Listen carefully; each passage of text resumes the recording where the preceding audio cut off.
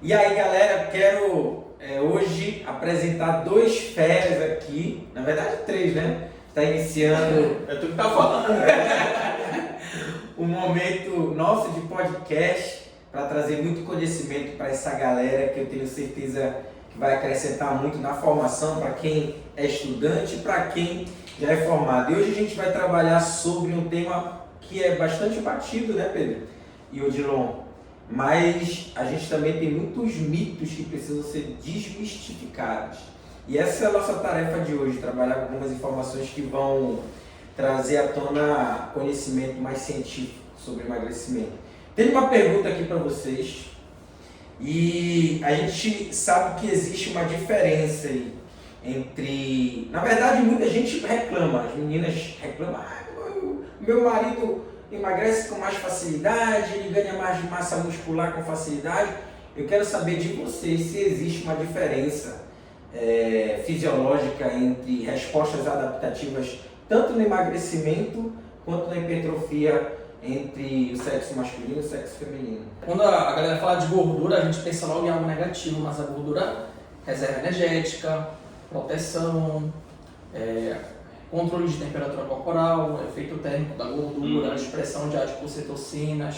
A gordura também auxilia na expressão de hormônios esteroidais que são derivados da metabolização do colesterol. Então a gordura é importante. No comportamento também, né? Saciedade, Comportamento. fome. Só que o grande problema é o excesso de gordura, que a gente chama de hipertrofia adipocitária. O adipócito é uma molécula que eu sempre brinco, é um vizinho fofoqueiro.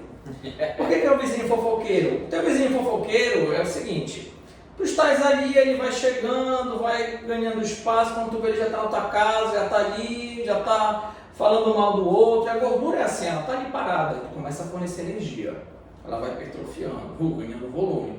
Quando tu percebes, meu amigo, ela já está ali, ó, miocárdio, pâncreas, no fígado. Se tiver muita gordura no fígado, esteatose hepática.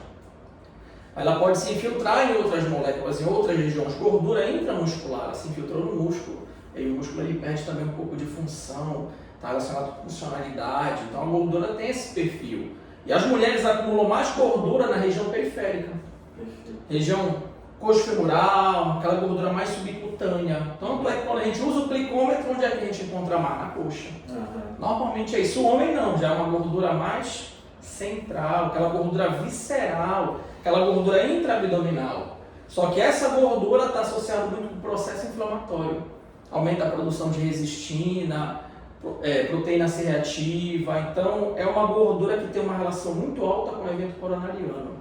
Por isso que a gente infarta mais do que as mulheres, porque a gente tem uma grande tendência a acumular gordura mais na região central, também chamada de gordura androide, aspecto androide de região central. Cara, eu acredito muito que quando a gente fala de emagrecimento, existem dois fatores fundamentais aí. Primeiro, eu acredito que é o tipo de treino mais adequado. A gente fala, hoje tem várias informações relacionadas a isso, aeróbico, musculação, né? Tem uns mitos aí dizendo que a quantidade de massa muscular ela é um efeito interessante para gerar aumento de metabolismo basal e isso gerar o efeito do emagrecimento. Eu queria, Odilon, que tu falasse um pouquinho dessa relação do ganho de massa muscular, se de fato existe um efeito eficiente na perda da gordura, na oxidação da gordura ao longo do dia. Antigamente as pessoas acreditavam nisso, né? Eu vou ganhar massa muscular e eu aumento a minha taxa metabólica. Aumenta! Só que isso não é o suficiente para promover o emagrecimento. Aumenta em quanto? Perfeito. 20, 25 quilocalorias, isso por dia. O que são 25 quilocalorias? Tu pega uma bolachinha, você come, já foi. Então não é esse o fator que vai ser determinante do emagrecimento. O emagrecimento é uma questão multifatorial, é ambiente, é controle nutricional, é educação, é exercício, é comportamento, é controle do sono. É déficit calórico também. Déficit calórico é importante também. Mas não é o único fator. Antigamente a gente acreditava não é só o déficit calórico. Não adianta eu gastar muitas calorias, por exemplo, e não realizar uma atividade que estimule a síntese de proteínas, porque eu emagreço, mas eu também vou perder músculo. No final das contas tem aquele reganho, então tem toda uma questão. É muito complexo falar de emagrecimento porque realmente a literatura é muito vasta e é um assunto ainda muito incompreendido. É porque quando a gente fala de emagrecimento, né, não existe só uma linha de trabalho. Não é só o trabalho do personal trainer, não é só o trabalho da nutricionista. Então, quando a gente fala de emagrecimento, a gente tem que envolver muitas ações juntas para que, de fato, a pessoa consiga ter o efeito duradouro do emagrecimento. Porque eu sempre digo que emagrecer não é difícil, né, cara? Eu acho que o maior desafio hoje é você se manter na porcentagem de gordura adequada, para que você se sinta bem e tudo mais.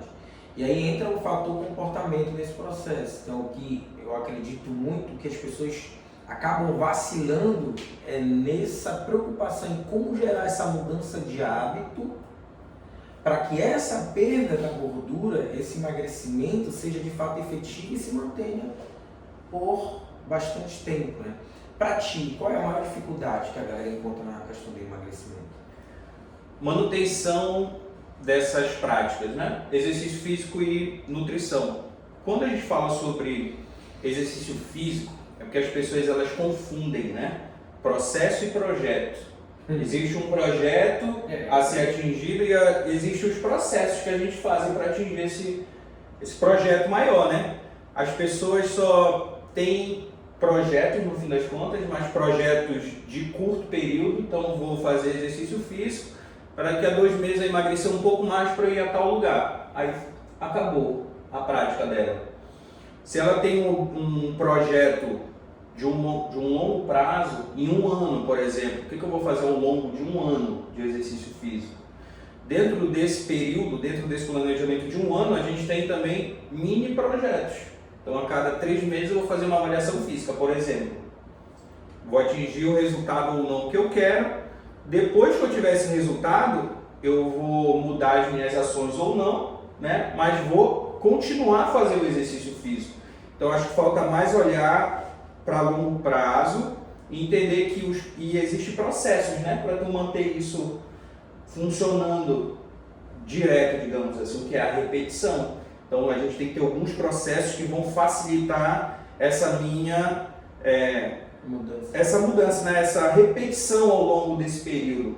E um exemplo disso é o horário que tu treina, por exemplo. Qual é o melhor horário do dia para eu treinar? Pô, se eu fechar a minha cabeça e falar assim, eu só vou treinar à noite, se ocorrer alguma coisa no fim da tarde, como geralmente acontece, tu não vai treinar. Então, poxa, sei lá, tem evidência científica mostrando isso, Schumacher, 2021, 2020, alguma coisa assim. Pessoas que fazem treino de manhã tendem a faltar menos. E além de faltar menos, elas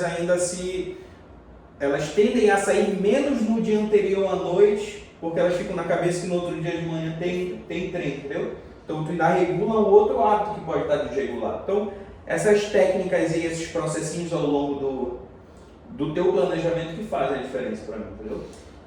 E aí quando fala de mudança de hábito não tem jeito, né, cara? É repetição, é você estabelecer uma rotina onde você consiga manter essa rotina. Mas eu acredito, aí fala de comportamento que também é uma coisa que é fundamental no emagrecimento, mas eu acredito que a maioria falha justamente porque quer radicalizar, né, João? Sim. Isso que o Pedro falou é muito importante porque eu sempre brinco e falo aqui na clínica que emagrecimento é um projeto de vida.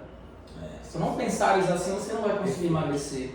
E o exercício ele é tão forte, né, que a gente chama de hábito angular. Como o Pedro falou, eu começo a treinar de manhã cedo, vou praticar natação e eu não acordava cedo. Aí agora eu vou começar a acordar mais cedo. Acordei mais cedo, estou treinando, estou mais disposto. Estou mais produtivo, porque agora eu estou aproveitando mais o dia. Estou acordando mais cedo, estou treinando. Agora eu vou começar a mudar minha alimentação. Já estou treinando, vou comer mais salada, vou comer mais fruta. Vou reduzir o álcool também, né? Vou reduzir cigarro. Então, é um efeito que a gente chama de cascata, um efeito dominó. Por isso que o exercício é um hábito angular. Ele é essencial para quem deseja emagrecer. Essa aqui é a realidade. E uma coisa legal que algumas pesquisas vêm mostrando sobre essa mudança de mindset é, sobretudo, as pessoas entenderem dessa relação do exercício, mas de fato na mudança de vida, não é só no emagrecimento. É claro que a gente está falando de emagrecimento aqui, né? Mas quando a gente fala de exercício físico, de hábito de vida saudável, a gente vai além disso, a gente vai num contexto de mudança de saúde, de qualidade de vida, de estilo de vida, que vai fazer com que a pessoa consiga viver uma vida que ela realize os seus projetos, os seus sonhos e tal. E a neurociência vem falando sobre isso. Enquanto o ser humano ele buscar projetos pontuais, ele dificilmente vai conseguir manter ações que sejam crônicas. Então, o ideal mesmo é que exista uma mudança de mentalidade, ou seja, eu não vou fazer algo simplesmente para emagrecer, mas eu vou fazer algo porque isso exige um projeto de vida onde meus sonhos e meus objetivos dependem disso. Porque saúde não é tudo, mas sem ela tu não alcança nada. Então tudo que tu faz na vida depende da tua saúde, pô. Então, e essa é uma mentalidade, é uma mindset diferente. Tipo, eu giro a chave da mentalidade para que aquilo não se torne tão sofrido, tão desgastante, porque se o cara não entender isso, ele não vai continuar. A maioria das desistências, elas estão aí. Eu estou fazendo algo que é muito custoso para mim, não dá, não me sinto bem fazendo. Então, quando essa mentalidade vira, essa mentalidade se torna uma mentalidade saudável, o emagrecimento ele só é consequência de uma rotina saudável que a pessoa. Depois que vira mesmo o hábito, cara, e a gente sabe disso, vocês sabem disso, depois que vira hábito, o cara não consegue mais viver de outra forma. Isso é real, eu trabalho nessa área, eu vejo o quanto de fato isso traz uma mentalidade diferente que faz com que a pessoa não volte mais a se comportar com padrões antigos, de atitude, de escolha. E o mais curioso nisso, Moisés, é que o mais difícil não é emagrecer, é manter o peso perdido. As pesquisas científicas são enfáticas, a pessoa até emagrece, mas depois de 1 ano, 2 anos, ela tem uma grande tendência ao reganho. Tem umas estratégias que dá para colocar em prática. Por exemplo, qual é a média de exercício físico que a gente tem que fazer para não se tornar uma pessoa com sobrepeso ou obesidade ao longo da semana, por exemplo? Cerca aí de 150 minutos de atividade moderada, uns 80 minutos de atividade intensa, né? Mais ou menos. Só que tem algumas evidências mostrando que para algumas pessoas pode chegar até 300 minutos por semana. Então o que eu acho às vezes interessante que eu trabalho com meus alunos? Eu estipulo 150 minutos, de 100 a 150 porque eu mesclo moderado e intenso, e de acordo com o avanço dela no emagrecimento, eu vou aumentando esse volume de minutos. Porque o corpo ele vai querendo sabotar a gente, né, no processo de emagrecimento. Ou ele vai querer te gerar mais fome, ou ele vai querer te gerar um pouco mais de ansiedade, ou ele vai querer colocar na tua cabeça que tu já está melhorando muito bem, por isso tu pode ter mais exceções. Então, pensamento ruminante também. Então, e isso vai possivelmente levar a um consumo maior de calorias, ou vai fazer tu basalmente gastar menos calorias pelo estresse, pela ansiedade, assim por diante, ou por uma noite mal dormida. Aí tu compensa aumentando um pouco o teu gasto energético. Se porventura ele te levar a ter uma compulsão alimentar maior, por exemplo, que acontece, no estudo mostra que a gente pode aplicar alguns exercícios em determinados horários, que vai gerar aquele efeito anoréxico, né? A gente vai querer comer menos.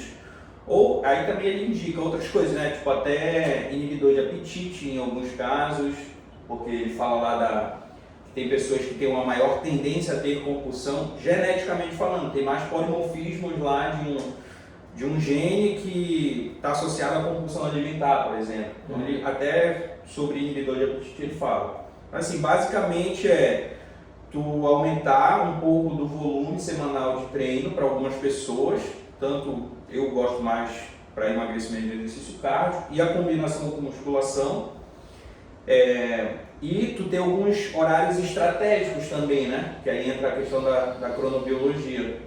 Treinar de manhã pode ser mais interessante para a maioria das pessoas. Só que a galera também não está conseguindo ter um senso crítico, cara. O cara perde assim, 1 quilo, para ele não é nada, né?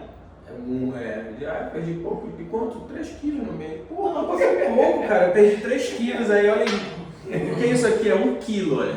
Isso aqui é 1 quilo, mano. É meio quilo. Isso aqui é meio quilo? Meio quilo. Meio quilo, velho. Meio quilo. Meio quilo.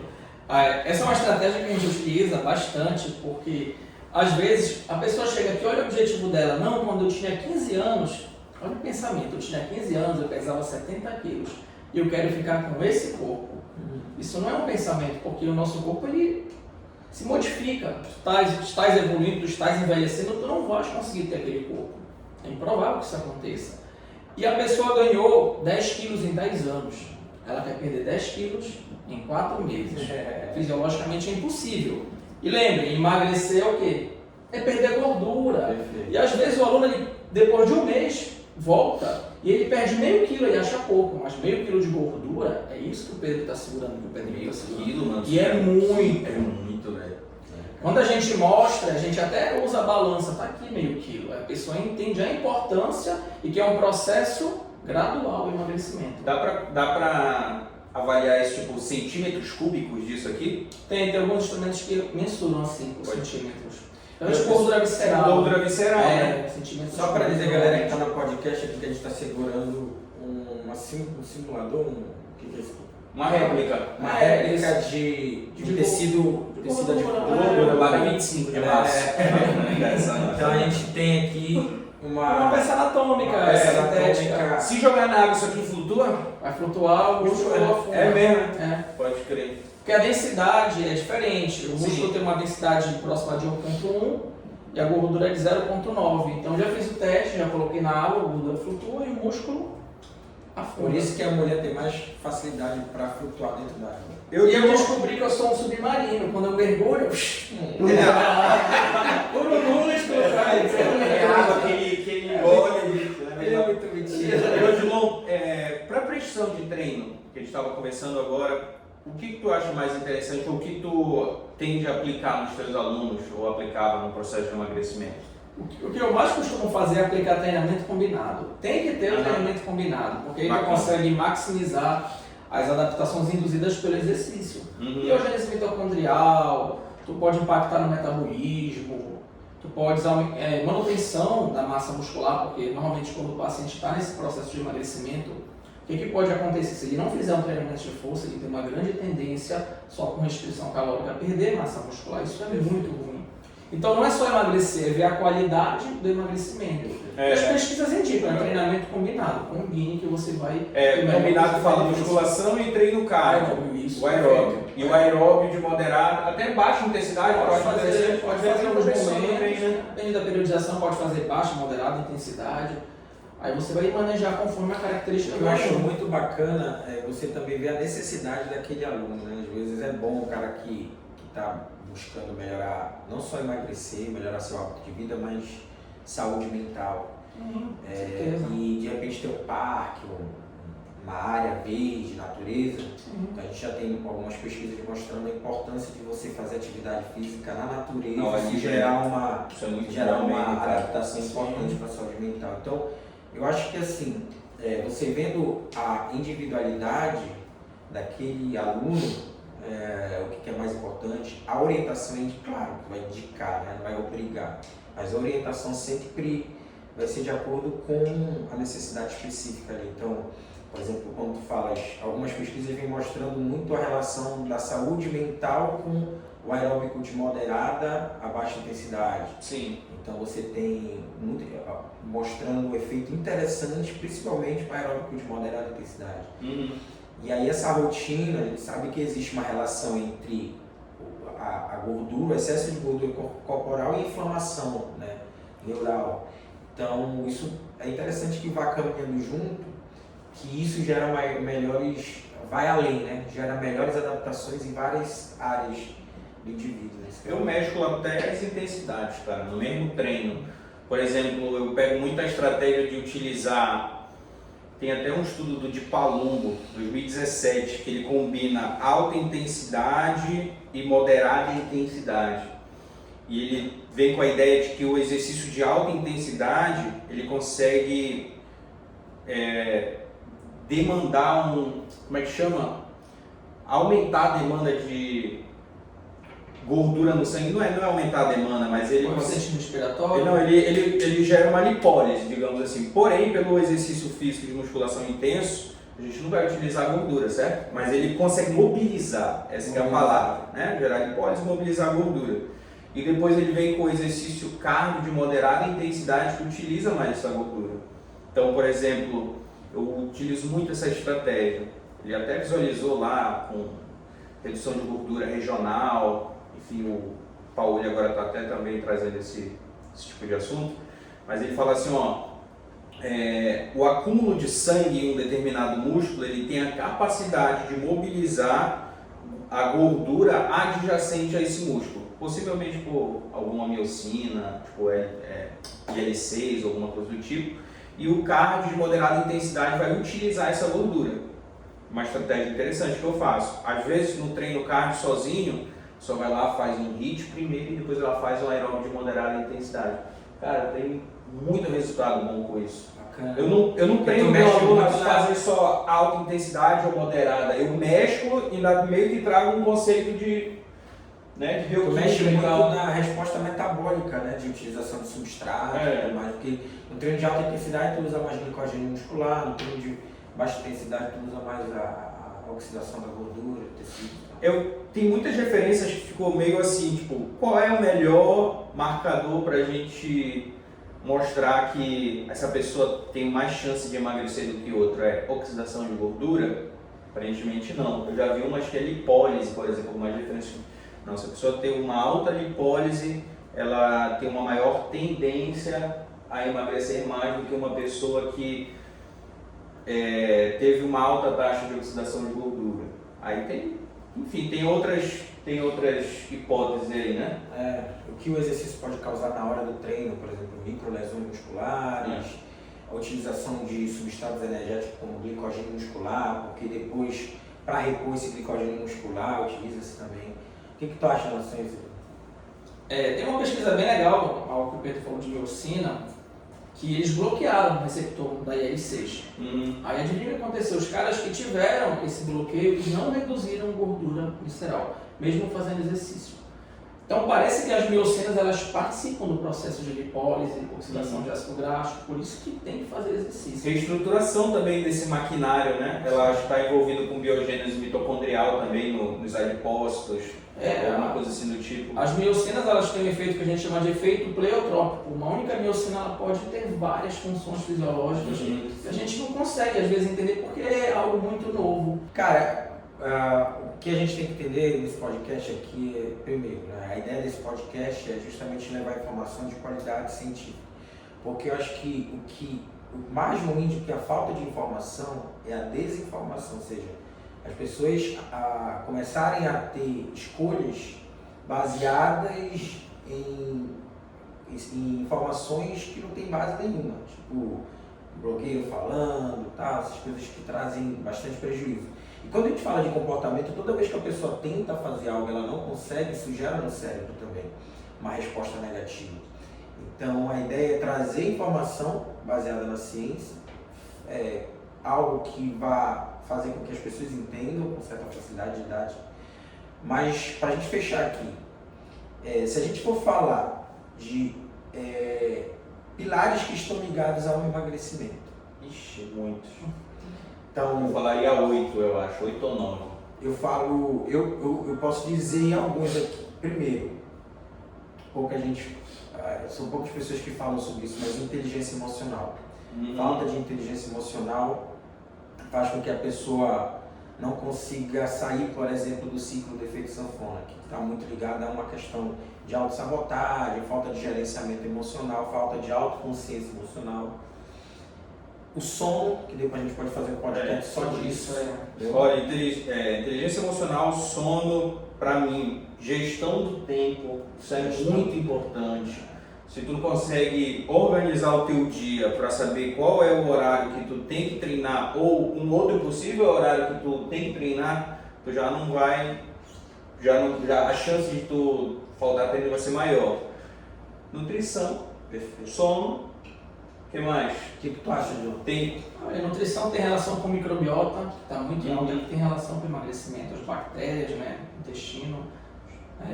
Então, colocarei também. A Regina não está aqui, nem a Josi, né? A gente pode convidá-los para mim. Mas tu acha que o suplemento alimentar hoje,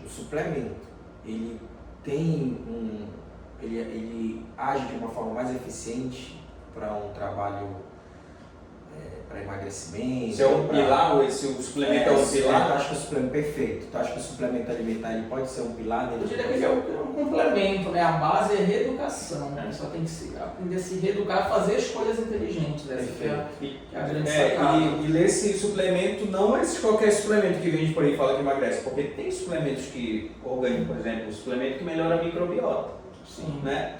tem suplemento. Creatina, que também pode estar envolvida na oxidação de gordura, bicarbonato de sódio também, envolvido com a adaptação mitocondrial, né?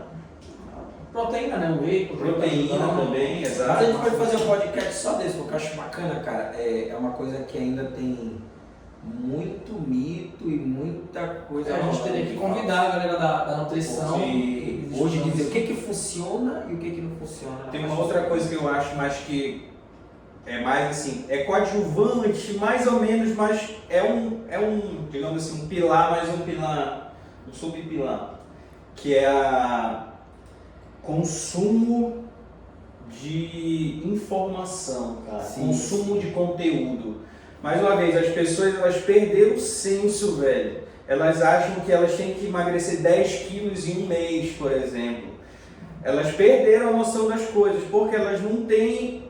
Tá tudo disperso na internet, né? Então, se a pessoa consome um conteúdo controlado que está alinhado com o emagrecimento dela, ela vai aumentar as chances de ter melhores escolhas ao longo do dia. Então, não adianta tu consumir um monte de besteira na internet, que isso não vai te ajudar em nada na melhora da tua consciência, vai atrapalhar, entendeu? Então, o consumo de conteúdo é uma das coisas que eu também vim percebendo que ajuda muito, véio, na tomada de decisão. Na tomada de decisão e em criar um ambiente do tipo, putz, eu tô aqui nesse ambiente novo, enfim, tem que saber lidar melhor com isso, né? Sim. Se tu não consome conteúdo, velho, bons, edificantes, tu tá lascado. Vai te ajudar, né? É. Fica escutando só besteira por aí, ó. O corpo todo. Um corpo lindo, maravilhoso desse.